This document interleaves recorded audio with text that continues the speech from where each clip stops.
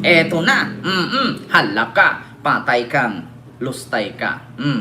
So ito na mga kababayan, mega love shoutout po sa inyong lahat. Mega love shoutout. Huwag kalimutan mag-like, mag-share, mag-subscribe at i-follow ako sa aking Facebook page, TikTok account and YouTube channel.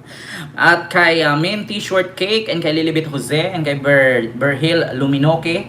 Ayan, at kay G Malino, G Maliho. Ayan. So ito na mga kababayan, meron lang akong i-share sa inyo, no? Ito po ay galing sa ano po ito balita po mismo. Lahat po ng ilalabas natin dito mga kababayan ay may mga sources at galing po ito sa balita. Ito po, pakinggan nyo po mga kababayan. Yung patungkol po ito sa kasong grave threat at sedition or inciting to sedition ni Sara dahil po ito sa pagbabanta niya sa buhay ni PBBM, Lisa Marcos at ni Martin Romualdez. So under review na po siya ng Department of Justice. So pakinggan po natin mga kababayan itong nagsasalita na si Paulo Martinez, no, ang tagapagsalita ng DOJ. Ayan, ito po. May resolution na draft pero pending review pa rin. It's under review by the division head of that case.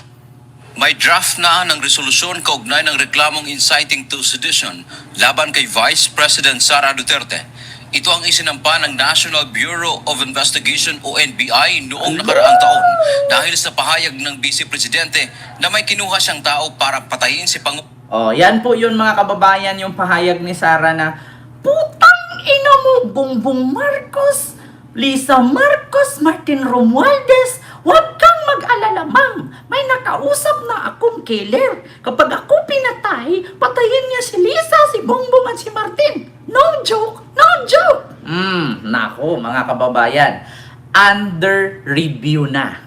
So, tama nga ba ang sabi ni Amy Marcos? Mga DDS, ito kayo. Aga-aga niyo magdeklara. Aga-aga din yata kayo makukulong eh. Mga kababayan, eto na.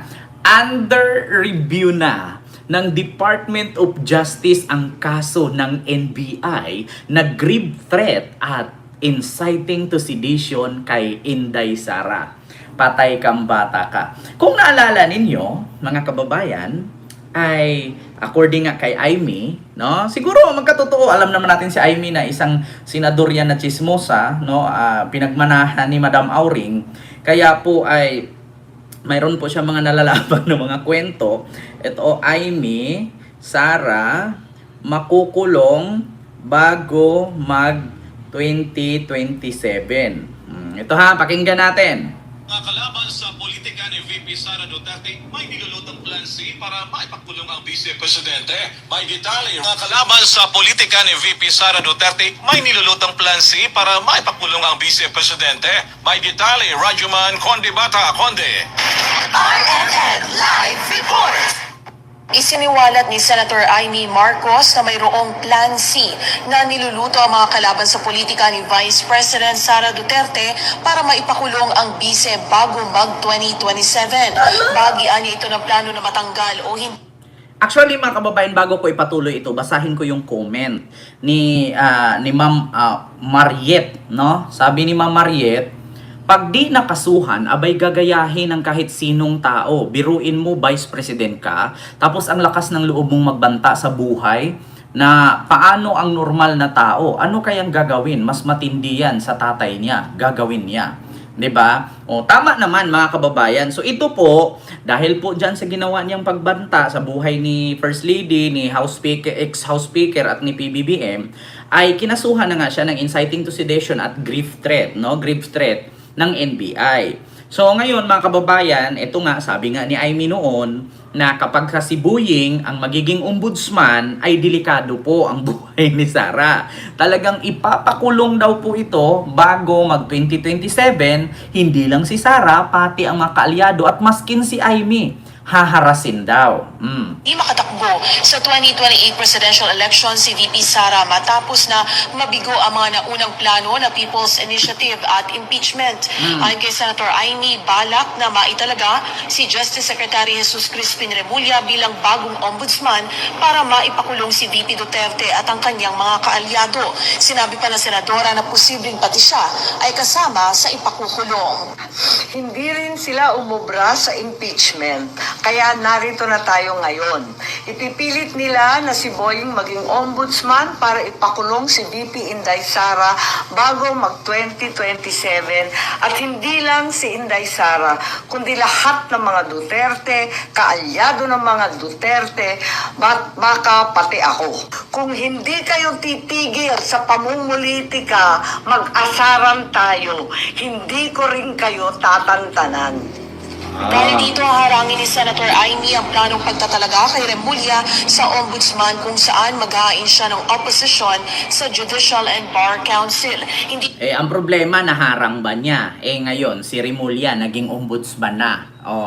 So, may possibility ba mga kababayan na magkatotoo itong sabi ni Amy? Kasi ang sabi ni Amy ay haharangin daw niya, no?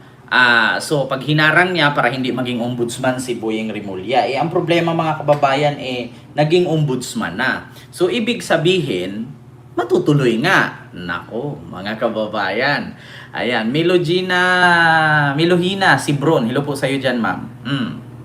Continue. Pangulong Bongbong Marcos, ang First Lady Liza Araneta Marcos at si dating House Speaker Martin Romualdez kapag may nangyari sa kanya. Ayon kay Department of Justice spokesperson Attorney Polo Martinez, under review o inaaral pa ang resolusyon bago ilabas. Whether or not VP Sara had announced her intentions to run for the presidency will not affect the assessment by the prosecutors of the pending case against her. And that applies to any other individual. Mahigit isang taon na mula nang maisampa ang reklamo sa DOJ, pero hanggang ngayon ay hinihintay pa ang desisyon ng kagawaran. Walang ibinigay na dahilan ang DOJ kung bakit natatagalan ang paglalabas ng resolusyon sa reklamo. Siyempre, Alinsunod sa proseso, pinatagal yan kasi pinagtibay. Kasi kapag kamadaliin mo yan mga kababayan, makakalusot Kailangan kahit matagal, at least pulido. At least solid yung kaso. Kasi kapag kamadaliin mo yan, nakita nyo nga naman yung sa impeachment, unang impeachment niya, minadali. Diniklarang unconstitutional. So, baka naman, magugulat tayo dito, mga kababayan. 'Di ba? So, sabi ko sa inyo mga DDS, yung mga sinabi ni Amy, pakinggan ninyo yan. Kasi, magkakatotoo yan. Siyempre, ibinoto ng taong bayan yan para maging manghuhula 'Di ba? At least may si Amy, may value. Kumbaga sa mga bato pa yan, may carrots, 'di ba? Pakinggan ninyo si Amy, 'di ba? Oo, kasi lahat ng sinabi ni Amy magkakatotoo yan. Mga DDS, yung pinangako ninyo at yung pinangarap ninyo na 2028 is weaving po, ina nyo. Paano nyo masasabing 2028 is weaving? 2027 makukulong na yan, wala pang 2027. Malay natin mga October, November makukulong na yan, di ba? Oo, hindi na dapat patakbuhin si Sara Duterte sa kahit anong posisyon, gobyerno, abusado. Malaki na ulo, feeling nakataas sa lahat. Kaya nga, di ba? Akala niya siguro naging vice president siya, ay magaling na siya. Hindi niya iniisip, wala naman siyang kwenta, di ba? Kung tutuusin nga, mas matalino pa nga yung mga sa kanya, elementary. Di ba? Ma'am Jana Calunya, hello po. And kay Teresa Tiamson, ayan kay Ma'am Leticia Tixon, hello po. And kay Alan Jacinto, and kay Ma'am Ana Alzaga. Ayan, so, yun na nga, mga kababayan. Ako po, delicates po ito, no? Diyos ko. Ano na naman kaya ang sasabihin ng mga DDS nito? No? Ano na naman kaya yung kanilang mga reaksyones? Tapos sasabihin na naman nila, ayan, pinagplanuhan na nila. Kasi nagdeklara na si Sara na tatakbo sa 2028, kaya ipapakulong nila. Mga syunga, mga tanga. Wala pa yung 2028 declaration ni Sara. May kaso na talaga siya. Di ba pinatawag siya ng NBI, pinuntahan siya sa opisina niya, hindi siya umarap. Di ba? Kapag minadali ang kaso, sabihin ninyo siya ang priority. Ngayon na gumagalaw na ang kaso kasi halos isang taon na, sasabihin nyo na naman, ayan na, binuhay na yung kaso. Alam nyo, minsan itong mga DDS, hindi mo maintindihan. Alam nyo, yung mga taong nakapaligid dito sa mga putang inang bobong DDS, hindi alam kung saan lulugar. Diba? Kapag ka inayos yung kaso, 1 taon na mahigit, ngayon ay kinalkal na at under processing na, under review na, sasabihin agad nila, minamadali. Putang ina, mayroon bang madali sa 1 taon? Madali na ba yung 1 taon? Apakatagal na nun Kaya nga, ura-urada dapat immediate immediate action yan, immediate case at agad yan kasi malaking tao siya. 'Di ba? Kaya ang tanong ngayon, Rombua, Miguel Lab, shout out po. No? Ang tanong ngayon, aabot pa ba ng 2028? Hindi ba siya makukulong? Makakatakbo pa ba siya ng pagka-presidente? Nako. Yan ang malaking katanungan ngayon mga kababayan. 'Di ba? Nako, ano naman kaya ang sasabihin ng mga DDS nito? Oo, syempre, tignan natin itong comment dito sa sa balita. Ito na, mga kababayan, basahin ko lang yung comment sa balita ha. Oo, confident sila mapapa-impeach si Sara. Eto, naloko na kayo. Flood control ang asikasuhin nyo. Ayan na naman, mga DDS. Naloko na kayo. Flood control ang asikasuhin ninyo. Putang ina nyo, nauna ang pagbanta ni Sara kaysa dyan sa flood control. Putang ina nyo, puro kayo flood control ang unahin ninyo. Tapos kapag binalikan ang flood control, ipinakulong yung mga kalyado ni Sara na mga kurap. Sasabihin nyo na naman, bakit inunan yung ikulong? Bakit hindi nyo ikulong si ganito, di ba? Sabi ko nga sa inyo, itong mga DDS, ito yung mga demanding na mga putang inang bobo naman. Di ba? Kapag ka nag-focus ang gobyerno sa flood control, tapos nakukulong itong si Joel Villanueva, Jinggoy Estrada, diba? Cheese Escudero, sasabihin na naman nila, ayan na naman, inano na naman nila, inuna na naman nila itong flood control. Diba? Kasi kaalyado ni Sara ang makukulong. Tapos ngayon, dito na naman tayo kay Sara, dito sa kanyang grave threat at inciting to sedition, sasabihin na naman nila, ayan na naman, inuna na naman itong DOJ. Ayan, si Sara na naman. Diba? Hindi mo maintindihan kung saan ang unahin mga putang ina niyo mga DDS. Uminom kayo ng Sunrox, tang ina niyo. Diba? Para malinis yung mga kaluluwa at utak ninyo, mga hayop kayo, mga pangit kayo, nilalang, mga patay gutom, mga manyakis, mga dugyot, di ba? Mga magnanakaw, di ba? Ay, Diyos ko, mga putang ina nyo. Nakakababa kayo ng nahihimorage yung aking IUD. Putang ina. Kakalaygit ko lang kahapon, tang ina nyo. Di ba? Mga abnormal, mga kulang-kulang, mga pinanganak ng Pebrero, di ba? Mga premature kid, di ba? Diyos ko, mga abnormal kayo, mga bobo, mga tanga-tanga. Diba? Hindi kayang talunin sa eleksyon, kaya ikulong na lang agad para walang kalaban. Sabi ni, hindi daw kayang talunin sa eleksyon. Ayan na naman, putang ina nyo, naninigurado naman kayo mananalo si Sara. Hindi nga umabot ng 1 milyon yung pirma ninyo, putang ina mo. 49,000 nga lang, hindi nga umabot 50,000 dun sa pirma-pirma para makauwi si Digong, putang ina nyo. Tapos sasabihin nyo na naman, hindi kayang talunin sa eleksyon, kaya ikulong na lang agad, putang ina nyo. Kung tutuusin nga, dapat matagal lang nakulong yung hayop na yan eh. 'Di ba? Ayan, dapat tutukan, dapat talagang makulong, sabi ni Amelia. Ito, DOJ dapat lang, kundi niya nasabi yun, baka by now patay na si President. Sara namin. Pagtatanggol o proteksyon lang yun. Putang ina, pagtatanggol o proteksyon, yung pagbantaan mo ang buhay ng presidente. Putang ina. Pagtatanggol o protection, ano yun? Ginurgur siya tapos naka-self-defense? Yun ang pagtatanggol at proteksyon. Yung gugurgurin ka tapos naka-self-defense ka, yung gumurgur sa'yo na patay mo. Yun ang pagtanggol. Yan ang self-defense. Di ba? Bobo. Ito, sana makasuhan si Tambaluslos. Pagsama nyo na si Saldico, si Sara at si Martin. Lahat kayo dyan, magrambulan kayo dyan sa loob kung anong gagawin ninyo. Nag-aaral pa. Nakakatawang batas. Sabi ni Sergio Official. Sergio Official ba to? Nakakatawang batas daw. Putang ina nyo, pag pabor kay Sara, sabihin niyo nakakatawang batas. Pero pagka hindi pabor kay Sara at pabor sa kalaban niya, putang ina ninyo, sabay palakpakan kayo, mga bobo talaga kayo, mga animal kayo, mga DDS kayo. Putang ina, kung ako lang yung Panginoon lahat ngayon, hinipan ko na kayo na mawawala kayo sa Pilipinas. Mga kagaw kayo sa Bisaya. Ibig sabihin ng kagaw, mga germs kayo. Mga germs kayo sa Pilipinas. Putang ina nyo, mga DDS.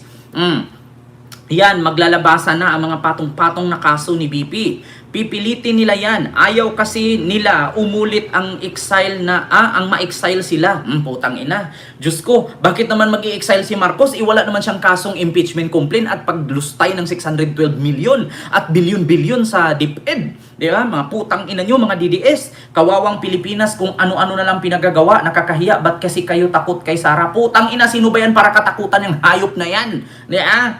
Nga kapag natulog yan, pagising yan, baho din bunganga yan, tumatai yan, amoy tain ang tain yan, putang ina. Oo, wala naman bang latest? Wala tagang latest. Alam naman, anong gusto niyo? Araw-arawin naman ibalita dito. Ito ang comment, sabi ni Jeffrey. Wala na bang latest? Alam nga naman araw-arawin namin na si Sara tatakbong presidente. Putang ina, kalayo-layo pa noon, 800 days. Putang ina nyo, mamamatay pa yung tatay niya bago siya madating sa 2028.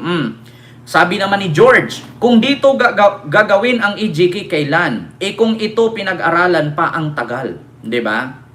O, 'di ba? Kung dito daw gagawin ang kaso ni Digong, hanggang kailan? Samantalang ito isang taon na pinag-aralan pa rin. Tama naman. Ito, sabi ni Florencio, hanip talaga sa Pinas ang tagal ng hustisya, isang taon na wala pa rin, 'di ba? Huwag po kayong magmadali mga kababayan natin, mga minamahal, boss, amo, 'di ba? Oo, mga pre. Huwag kayong magmamadali. Pinulido lang, binuhusan ng maayos. Kumbaga parang pader yan kasi pag halublaks lang, pag nilindol nagka-crack. Kailangan buhos talaga.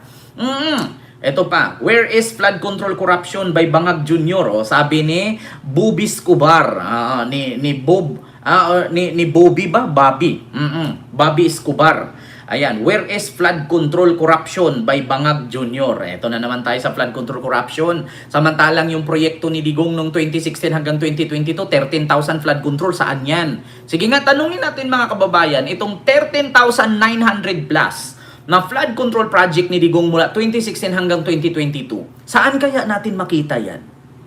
'Di ba? Hanap kayo ng hanap at pagbintangan ninyo si PBBM, samantalang proyekto ni Digong yan 13,900 plus. 13,912 yata yon na flood control project ni Digong. Diba? Saan kaya natin makita yan? 'Di ba? At ilang bagyo, no? 28 ka bagyo. Simula nung naging presidente si Digong hanggang sa bumaba siya at hanggang sa mamamatay siya, may bagyo pa rin. 'Di ba? Sunod, pinag-aralan pa, harap-harapang pagbanta, kita ng buong mundo. Ano pa ba hahanapin at pag-aaralin? Bagal talaga ng justice sa Pinas. Huwag kayong magmadali mga kababayan. Pre, mga boss, amo, madam, mga minamahal, sabi ni Mima Alicia. Ito naman, wa effect. Sabi naman ito ni Bobby Escobar ulit, wa effect daw. Putang ina, kay bobo ka naman, kaya walang effect. Ito pa, ang Hilito Espiritu. Lumipad yung espiritu niya sa comment section ng UNTV. Kung pangkaraniwang tao yan, kulong na yan. Dapat mamamaya, mayaman, mahirap, same sana at sundin ang batas. Mahirap din kasi si Bato nga, di ba? Malakas ang kapit, kaya nagtatago. Puro kayo Sara, flood control trilyon at magserbisyo kayo masama mamayan para maramdaman ng tao. Sabi ni Brian Blanca, putang ina mo, sabihin mo yan sa mga Duterte senators, di ba? Binuto ninyo, mga putang inang bobo kayo, nagserbisyo ba sila sa inyo? Diba? Puro kayo flood control trilyon at magserbisyo kayo sa mamamayan para maramdaman ng tao. Putang ina mo, sabihin mo yan sa mga Duterte senators. Kung nagserbisyo ba sila sa tao at nararamdaman nyo ba? Tanong ko lang, sa lahat ba ng mga Duterte senators, nilapitan ba kayo at tawag dito, hinipo-hipo yung mga poki at bayag ninyo? May mga Duterte senators ba na hinipo-hipo ang mga bayag ninyo at lumapit sa inyo? Naramdaman nyo ba? Bago nyo yan sabihin, mga putang ina kayo mga DDS, sabi ni Brian Blanca, di sana naramdaman mo yung paghihipo ng poki at bayag ninyo dyan, ng mga Duterte senators. Minsan ba may nanghihipo sa inyo? May dumadampa ba? May dumadapo ba sa inyong mga kaluluwa nila? Di ba wala? Doon mo yan sabihin, putang ina ka. Hanap pa rin ng ibang paraan para hindi makatakbo si BP. Natural, matagal na yan, putang ina nyo. Dapat nga ikulong yan, bartulina ng 1 taon, di ba? Na walang makikitang liwanag. Para pagbukas niya sa bintana, ganun, matatakot na siya at magiging vampira na. Kasi di ba demonyo siya? Di ba sabi niya, presidente siya sa impyerno? Yan ba ang gusto ng mga tao na maging pangulo? Maging katulad din siya sa ama niya. punong-puno ng galit ang puso kaya lalabag ulit sa batas para makapaghigante. Tama yan, Ma'am Lydia. Yeah? Tama yan. Gusto nila maging presidente. Oo, akala siguro nila kapag naging presidente si Sara, magbago ang pangahitsura nila. Tatangos yung ilong nila na parang si Mima at yayaman na sila na parang si Mike Cervera at gagwapo sila na parang si Mark Ramos, at maging matalino sila na parang si Coach Jarrett, 'di ba? Akala siguro nila pag pag naging presidente si Sara, yung bahay nilang kubo maging mansyon. Akala siguro nila na kapag ka naging presidente si Sara, yung mga ngipin nila na pudpud, magkakaroon ng veneers, di ba? Yung mga hininga nilang amoy tae, magiging amoy jumalon, di ba? Putang ina nyo mga DDS. Kung ako sa inyo, magtanim kayo ng cabbage or di kaya litos, di ba? Kasi 15 days, sumutubo na tang ina nyo, di ba? Mga walang hiya. Daang bilyong pondo mula flood control scandal na ninakaw ni Romualdez at PBBM. Ayaw niyong kasuhan, may resibo pa. Putang ina mo, laban OFW. Tignan mo, kadalasan sa mga pangalan dito ng mga DDS, mga mga peke. Sabi dito, mga walang hiya, daan-daang bilyon daw, mula flood control scandal. Tanungin ko lang, sino ba ang nagpaproyekto dyan at hinawakan ng mga diskaya ni Lubiano at nila Henry Alcantara, nila Bryce Hernandez at ni Bunuan at ni Bernardo? Sino ba ang may hawak niyan? Putang ina. Yun ang tanong ngayon. Sasabihin nyo, bilyon-bilyon dinakaw ni PBBM at ni Romualdez. Sino ba ang nag-appoint ni Bunuan, ni Bernardo, ni Alcantara, ni Hernandez, at ni Diskaya, ni Lubiano, ni Garjola? Sino ba ang may hawak niyan? Putang ina nyo. Di ba panahon pa ni Digong yung mga hinayupak na yan? Tapos isisi ninyo kay Marcos, tang ina nyo, ang bububo nyo, mga hayop kayo. Sino ba ang nag-appoint kay mga putang ina nyo? Sino bang nag-appoint kay Mark Villar? Sino bang nag-appoint kay Bunuan at kay Bernardo? Di ba si Digong, tang ina nyo? Tapos isisi ninyo kay PBBM, ipagsampal ko sa pagmumukha ninyo. Hindi nyo nga nalaman-laman yung kabit ni Bunuan doon, kaganda-ganda ng resort doon sa Pampanga. Yung parking lot niya naka-aircon. Yung mga motor niya, mga luxurious. Ito pa, sabi ni Jude's Vlog, nagbablog pa si Jude's, putang ina. Los ninyo, puro na lang pampolitika, sana makarma rin kayo. Putang ina nyo, kung may makarma man si Digong yun, mamamatay at uuwing nakagarapon. Yung flood control, wala pa ding nakukulong. Putang ina mo, hindi ba nakulong si Bong Revilla? Putang ina nyo, pag nakulong na si Jinggoy, si Chis at si GIL, sasabihin nyo na naman.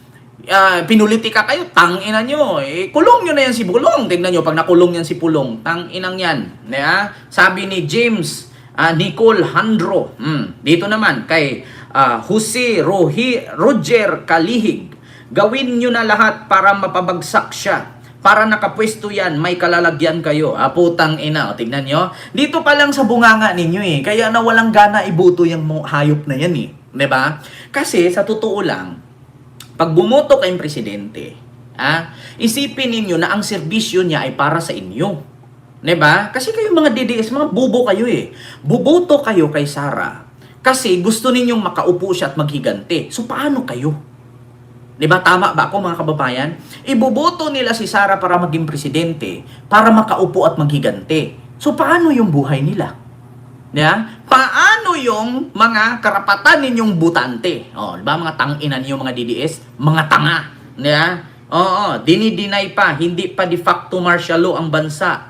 Sabi ni Hens, dinideny pa na hindi de facto martial law ang bansa. Putang ina, alam nyo ito mga DDS tanungin ko kayo, ano bang meaning ng de facto martial law? Alam nyo ba yung salitang de facto martial law? Alam nyo ba yung salitang de facto martial law? Bigyan ko kayo ng example. Ang de facto martial law, yan yung ginawa ni Digong. Una, magpapatay ng adik na walang due process. Yun ang de facto martial law. Wala sa saligang batas, mga putang inang DDS, wala sa saligang batas na nakalagay na kapag nakita na gumamit ka ng shabu, uminom ka ng fentanyl, barilin ka diretso. Wala sa saligang batas yan. Yun ang ibig sabihin ng de facto martial law. Diba? Yun ang ibig sabihin ng de facto martial law, tang ina nyo. Ngayon, may nalaman ba kayo kay PBBM na may pinatay? Pinatumba? May nalaman ba kayo na may politisyan na binarel? Kasi hindi kaalyado? May nakita ba kayo na may politisyang pinakulong at nilagyan ng planting na ebidensya katulad kay Laila de Lima? Ha? May nakita ba kayo na isang mayor na pinakulong tapos sinabing nanlaban sa loob ng kulungan? Putang ina, paano magkaroon ng baril sa loob ng kulungan? Inakakdetene na yung mayor na si Espinosa? Di ba?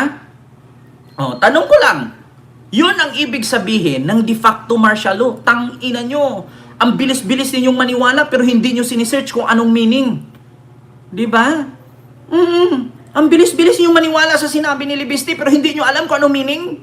Tang ina nyo, ang bububo ninyo ah. Yeah? Nakakaano na kayo, namumuro na kayo sa akin, makakita ako ng DDS, tignan nyo, buhusan ko kay asido.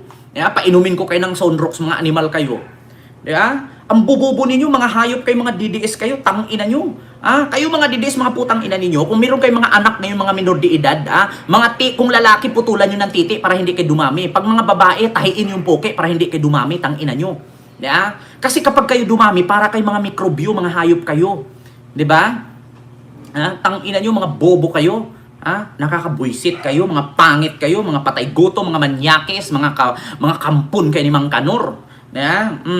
Matagal po talaga kung mapera at maimpluwensya. Yung pagbabanta, karumal-dumal yung mga pagbabanta, pero hindi makasuhan. Pero kung ordinaryong tao ka lang, pagbantaan mo, putang ina, nakukulong. Sabi ni Bronze GPS. Diba?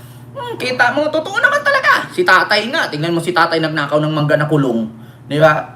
Pero si Sara nagbanta ng presidente, putang ina, hanggang ngayon nakangiti pa rin. Malayang nakakalipad ng iba't ibang bansa. Di ba? Kaya nga sabi ni Jose Claire Castro, ano to? Sara versus Lenny? Bakasyon versus action? Di ba? Justice delayed, justice denied. Complete na ang evidence. Siya ang mapapalit na presidente pag namatay si PBBM, sabi ni Manuel Tabigni. Kung namatay si Digong, sinong ipapalit kay Digong sa loob ng kulungan? Di ba? Malakas kasi kandidatura niya, sabi ni Jose Arnel Ralos.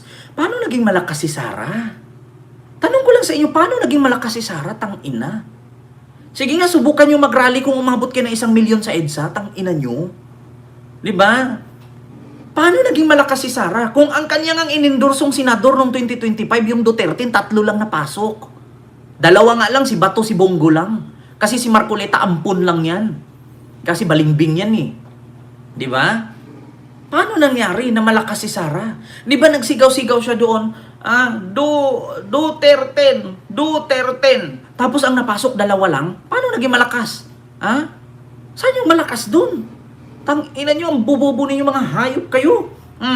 Kaya tandaan ninyo, mga kababayan, ang tanong ko ngayon, aabot pa ba 2028? Hindi pa ba makulong yan? Ewan ko lang. Abangan. Diba?